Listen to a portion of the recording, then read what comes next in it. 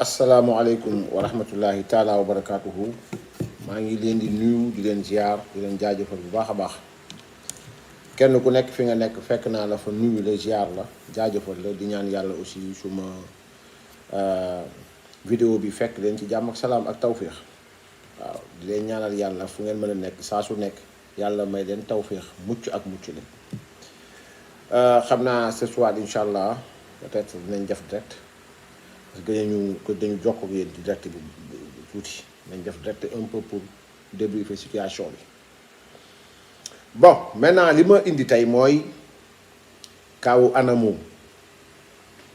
xam ngeen ne la fois dernière j'avais dénoncé benn mbir moo xam ni dama leen waxoon ni am na rapport provisoire moo xam ni commissaire au compte bi moo ko def maintenant ba ma defee vidéo bi bind ci la ma bind Demba Dioum il n'a pas peut-être démenti mais dama am xibaar bu ma dal ñu ne ma am na ku dem boole la ak benn ministre bi Moustapha Ndiack Sade la moo yor formation professionnelle moom la Demba Dioum bind di expliquer nag li ma wax moom la Demba Dioum dem di expliquer nu mu demee moom lay expliquer Moustapha Ndiack Sade mi ngi bind benn lettre boo xam ne numéro bi 59 nu mu tudd sax 20 205 947 du 3 ou 8 juillet voilà donc 2025 lettre d'information. Monsieur le ministre, j'ai l'honneur de vous apporter, suite à la sortie sur la plateforme Facebook de M. Bah Diakhaté et au message que j'ai reçu du journaliste de l'Observateur, M. Mamadou Seck, des éléments de clarification suivants. Tiré 1, le premier élément d'information est relatif à l'accès par ces derniers aux éléments d'information contenus dans le rapport provisoire du commissaire au compte. nee na daf may booleeg Ndiack Sare nee na Ndiack Sare nee na dafa ñëw di ko xibaare li nga xam ni for na ko sama plateforme Facebook man mii di Bah Diakhaté al Boutilimii la ci waroon boole. donc ak li nga xam ni mooy message bi nga xam ni am na benn journaliste l'Observateur bu tudd Mamadou Seck boo xam ni moo ko yónnee. xam naa da ko doon laaj xibaar bi nu mu demee kii demee noonu jërë ngeen jëf administrateur Bat dëgg jërë ngeen jëf activité républicain yi ñu nekk leen ci lii c'est-à-dire que voilà donc vous dénoncez jusqu'au palais présidentiel jusqu'au ministère nangam sangam les gens dañuy bouger et c'est comme ça j'aime ça sauf que Demba Dioum n'est pas intelligent ci li muy xibaare waa ji Demba Dioum weddiwu ma ni donc am na rapport provisoire dëggal na ni am na rapport provisoire donc c'est clair nee na li muy xibaare mooy premier élément bi muy xibaare nee na mooy nan la ñu def ñun ba jot ci rapport provisoire boobu mu ne ko man du ma Ousmane Sonko su ma ne neen mbir am naa ko rek téye naa ko rek am naa ko te maa ngi ñëw léegi wax na li ma wax fu ma ko teg nee na le premier élément d'information est relatif à l'accès par ces derniers aux éléments d'information contenus dans le rapport provisoire du commissaire au compte ay jinne laa yor nee na deuxième bi nee na mooy le second élément d'information est que pour le cas de monsieur Bah Diakhaté les accusations de malversation ont été formulées sans preuve maa ngi ñëw léegi tontu la nee na pour sama cas nee na li ma joxee nu mu tudd sax accusation de malversation yi ma joxe nee na dama ko wax sans preuve nee na ñaareel bi nee na ñetteel bi mooy élément de clarification nee na ca dëgg-dëgg le marché dont il est question et qui devait effectivement servir selon les termes de référence initiaux à inaugurer la maison de l'outil de Fatick loolu laa waxoon dama leen de Demba Dioum dafa ne le 2 la war a inaugurer ma ne leen la mu wax defu ko y a pas eu d'inauguration mais génn nañu xaalis bi c'est-à-dire amul inauguration mais génn nañu xaalis bi man loolu laa wax ne moom la rapport provisoire bi génne dëggal na rapport provisoire bi te maa ngi ciy ñëw léegi dëggal na it ni man nan laa def ba dugg ci rapport provisoire bi mais ne dama wax sans preuve maa ngi ñëw léegi mais nee na ñetteel bi mu bëgg leeral nee na mooy marché bi may wax au fait nee na effectivement nee na dëgg la sax nag marché bi mooy maison de outil bu Fatick kon dëggal na li ma wax encore nee na inauguration lañ fa waroon def décision la woon boo xam ni prise à l'aune d'une étude minutieuse des activités sama yoon newu ci des années 2023 2024 On a noté dans cette période des des dépenses relatives à la préparation de l'inauguration de la dite maison, mais reportées à 2 reprises par l'ancien directeur général. Je vais accuser l'ancien directeur général, et c'est faux. Donc, après avoir fait l'état de la situation de la maison de l'outil, nous avons constaté des problèmes qui ont justifié la modification de l'activité. Nous avons gis ni lañ waxone dañ ko wara inaugurer dafa laaj donc ñu modifier activité bi tax ñu génné xaalis 28 millions yi ma wax xam 24 millions 800 et quelques mille yi ma wax néna dañoo modifier activité bi def ko ci leneen génné xaalis ci leneen mais yow en administration ci comptabilité boo ne maa ngi dem jëndi butéelu parfum ñu utiliser le pour nga dem jëndi butéelu parfum nga dem ba ca yoon ba gis cuuraay nga dem fay butéelu parfum ne butéelu parfum laa jënd mais modifié naa ko cuuraay te butéelu parfum moo fa nekk ñun xamuñu li nga modifié ak loo modifié wul li lay ci biir kii bi lan xam kon li mu wax nii du wax du lay nee na donc le troisième élément de clarification est qu'en réalité le marché dont il est question et qui devait effectivement servir selon les termes de référence initiaux à inaugurer la maison de l'outil de Fatick est une décision prise à l'issue d'une étude minutieuse des activités des années 2023-2024.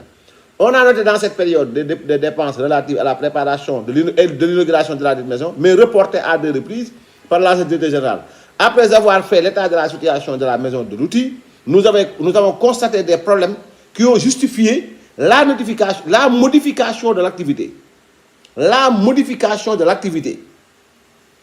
Il s'agit de la vétusté des équipements qui étaient pour l'essentiel de seconde main ou du délabrement des locaux mal habités. L'activité a été alors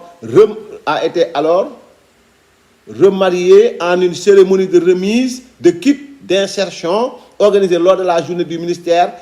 à l'occasion de la dernière FIDAK. Néna xaalis bi ñu wax ne génn nañ ko intitulé dépense bi inauguration maison de l'outil de Fatick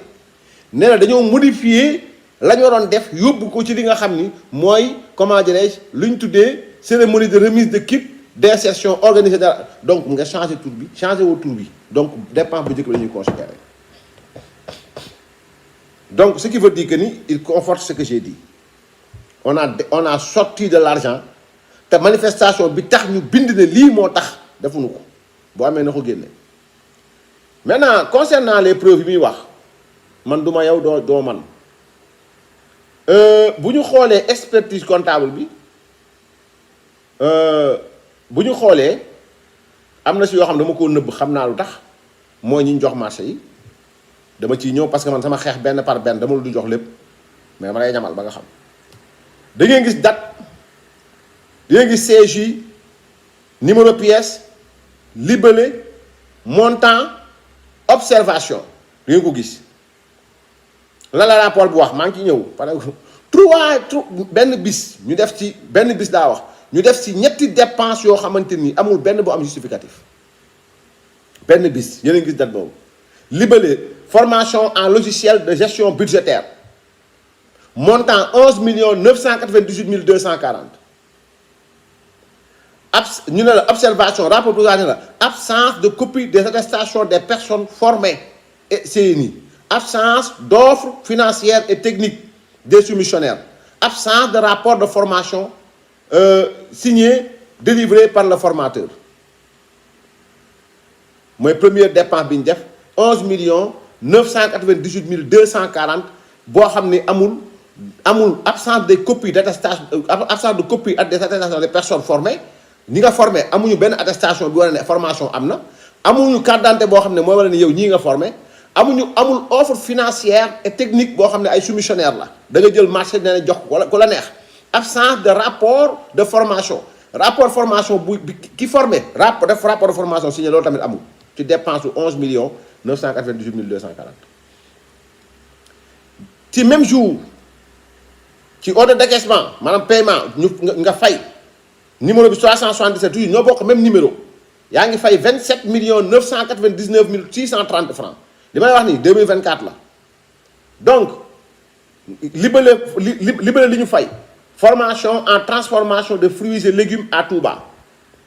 nga génn ci 27 999 630 observation rapport positif ne la absence de copie des attestations de personnes formées et CNI, absence d'offres financières et techniques de soumissionnaires, absence de rapport de formation signé et délivré par le formateur. Même jour encore, même jour. Nga génnewaat ordre d'engagement 3 100 000 francs, formation en teinture batik à Mbour, absence de rapport de formation du formateur, absence de copie d'attestation, d'offres techniques et financières de soumissionnaires. Même jour, encore toujours. Formation sur la transformation des droits laitiers, 5 900 000 francs. Absence de CNI des personnes formées, absence d'offres techniques et financières des soumissionnaires, absence de rapport de formation du formateur, absence de copie d'attestation. Donc, l'ini mom,